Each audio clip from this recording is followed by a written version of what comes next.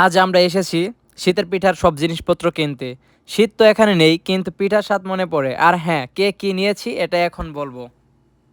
আসসালামু আলাইকুম, কেমন আছেন সবাই? আশা করি সবাই ভালো আছেন। তো আজ হঠাৎ সকালেই একটু শীত শীত ভাব, তো আয়াতুল্লাহরে বললাম চলো সুভাষ যাই। তো সুভাষ যাওয়ার পথেই সুমন ভাইয়ের সাথে দেখা। তো সুভাষ ভিতরে প্রবেশ করলাম। তো দেখতেই পাচ্ছেন ভিতরে পরিবেশটা সত্যি সুন্দর। তো তারপর আয়াতুল্লাহ পিঠার জন্য সর্বপ্রথম গুড় বেছে নিল। গুড় ছাড়া তো পিঠা অতুলনীয়। তো তারপর আমি নারকেলগুলো ঝাঁকিয়ে ঝাঁকিয়ে দেখতেছিলাম। তো একটু শুঁকে নিলাম যে নারকেলটা কেমন। তো একটা পছন্দ হইলো। তো তারপর চিনি, আয়াতুল্লাহ তো চিনিটাই নিয়ে নিল, সব বড়টাই নিয়ে নিল। তো তারপর আমি আসলাম। তো এখন আটা নিব, আটা ময়দা তো একটা হবে না, আয়াতুল্লাহ বললো দুইটা। তারপরে না বললো দুইটাও হবে না, তিনটা। তো তিনটা নিয়ে নিলাম।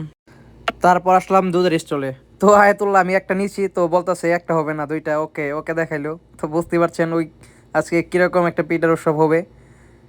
তো আর বাঙালিরা সস্তা পাইলে একটু বেশি নেয়। তো তারপর তেলের দোকানে তেল লাগবে। তো তেল প্রথমে নিলাম সয়াবিন। বলতেছে না সয়াবিন হবে না, এটা নাও অলিভ অয়েল। তো অলিভ অয়েল নিলাম। তো 128 রিয়াল। তো বাঙালিরা মাসের শুরুতে যেভাবে খরচ করে আর কি। তো তারপর নারকেল কোরানোর জন্য একটা মেশিন। তা আয়তলা সেটা চেক করতেছিল যে কাজ করে কিনা। তো শেষ মার্কেট শেষে আমরা বাসায় ফিরছি। তো দাওয়াত রইল সবার জন্য।